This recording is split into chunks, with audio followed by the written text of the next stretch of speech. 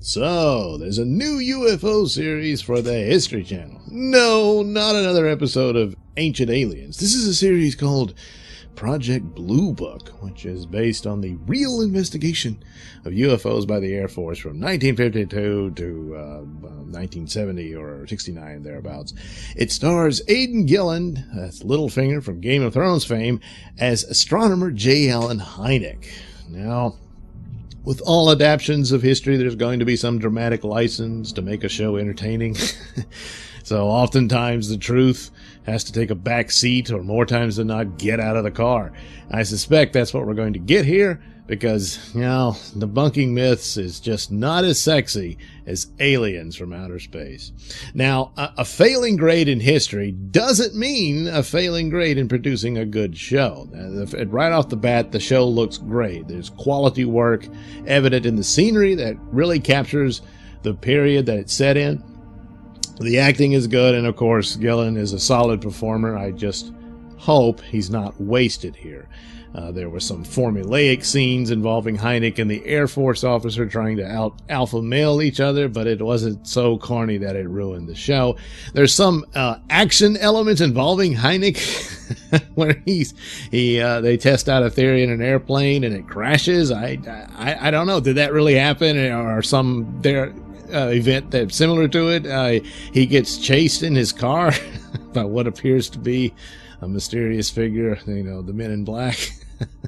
And not really buying that, but again, it's there for the elements of the show, but when it's presented as based on the real stories of a real person who actually exists, there's a danger line there that pushes it a little too far when you realize, well, this is completely fiction, when it could have just been someone you made up. But when it's supposed to be someone real, it's like, oh, come on, he didn't do that, and that kind of thing can happen. It will push you out of the narrative of your show, which is something you always want to avoid, whatever the show is. And this is an element that can do that. So there's understandably an air of mystery to the feel of the show, but right off the bat, there is no mystery.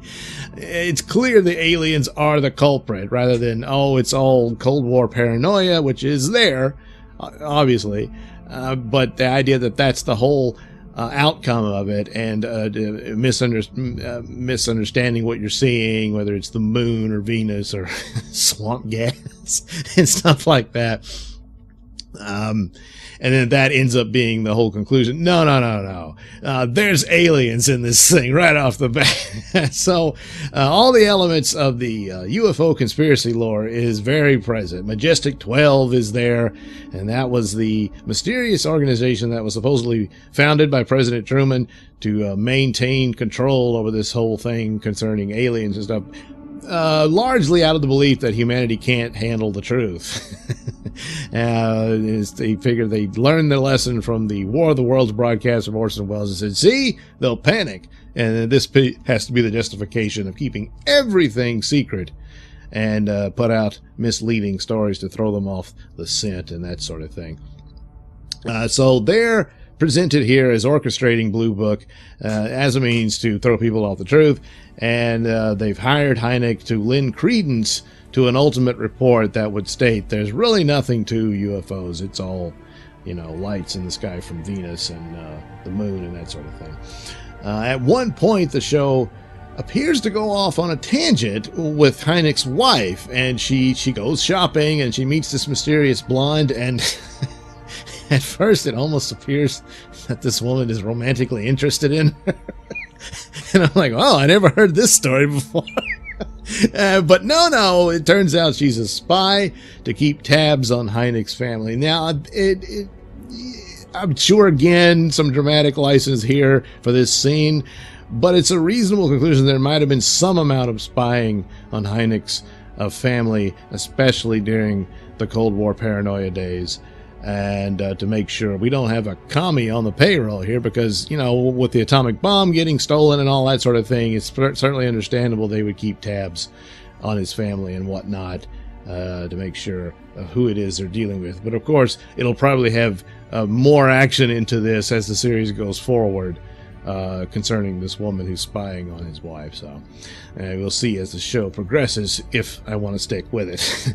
But another common element of UFOs, I already mentioned, the Men in Black make an appearance in this episode, albeit very fleeting, but they're clearly, that's who they're suggesting here. They appear to be guiding Hynek to the secrets of Majestic 12 in some scenes, which would suggest from this you can make a conclusion that the Majestic 12 will be the greater threat in this series than the aliens, that they're more of the bad guys so far anyway than these aliens are, because the aliens seem to be helping them. There's a scene, the initial case that they're sent on is this case that's was to happen in Fargo, North Dakota. I guess they could rework this as a Fargo episode. Oh, they already did with the UFOs in the 70s. But anyway, this pilot has a dogfight with a UFO, and he's all messed up about it.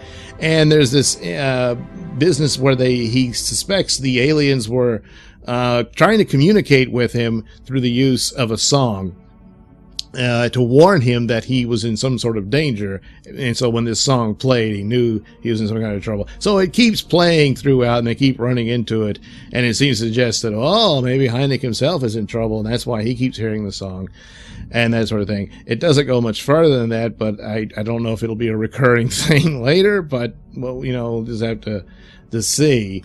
But so that's one of the elements there that, it gives credence to the idea that the Majestic 12 is the problem and the aliens are actually, you better watch out for these guys. But, it's not conclusive as of yet. And, of course, it's impossible not to compare this to the X-Files.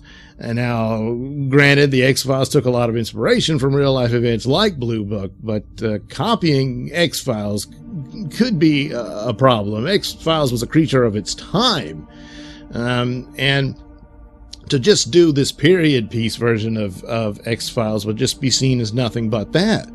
X-Files, it was great at mood and atmospherics, but ultimately very little payoff, especially when it came to the core of it, which was the alien story. They would go off into other story ideas, mutant people and psychic powers and stuff like that, but that made it a regular episodic series. But I don't think you can repeat another one quite like this after someone's already been to that trough of primarily atmospherics that are just very well done, but it's not really going to go anywhere. So I don't know that you can do that again. I mean, unless you just have such a good cast that people just enjoy seeing them. And that could possibly grow into that with this one. But that would probably be about it. Now, of course, the star of the show is Hynek. And his story within the UFO saga was that he was a skeptic who became, if not a believer, certainly far more open to the concept of alien visitation than he did at the beginning of Blue Book. In the first episode, unfortunately, he's already well on his way to believing. This is his first case, and he's certainly suspicious of his superiors here, and well aware of the corruption of this. Look, we've already got the conclusion. Just give us some stuff that we can say we did an investigation, and we'll slap your name on it. And of course, that what is a good part where it shows his frustration, and he says, well, that's dishonest, and he wants to actually test these theories through the scientific method. That's what he's supposed to do. He's a scientist. But, of course, they're, look, buddy, we've already written the point. We just need you to put John Hancock on it. So pursuing his frustrations with his superiors in the investigation would have been fine. But to already have him pretty much believing there's something more to this than just mistakes and that sort of thing is a bit of a problem. He's already seen the Men in Black. He stumbled into the Majestic 12 people and all this sort of thing. So you're not going to get the journey. He's already there. So the whole aspect of Hynek and his journey from skeptic to believer is just another aspect of the true story that's just being tossed in exchange for action and thrills. So, yeah, it's X-Files in the 50s and 60s, but the look and performances do show potential for an entertaining series. But I don't think a great one or a special one of this. You got to see this one. At least not yet. Maybe they could do so. It's only the first episode. It's just one.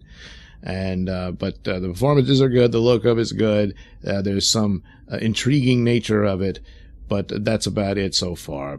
So the performances alone earn it 3 stars, I think, and it gives another star for just the production quality, which is excellent. So 4 out of 5 stars for Project Blue Book, and we'll see where it goes from here in the next episode. Interestingly enough, there was an earlier TV series in the 70s that was also based on Project Blue Book, and I distinctly remember it being called Project Blue Book, but it wasn't. It was actually called Project UFO.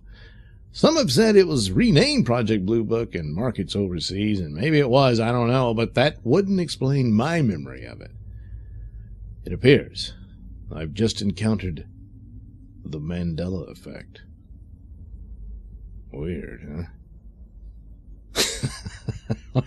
Right. That's the way it is. Thank you for watching and listening. Slay. While you're here, why not like and subscribe? And check out the link descriptions below. That'll lead you to my mini stores that have plenty of goodies for you.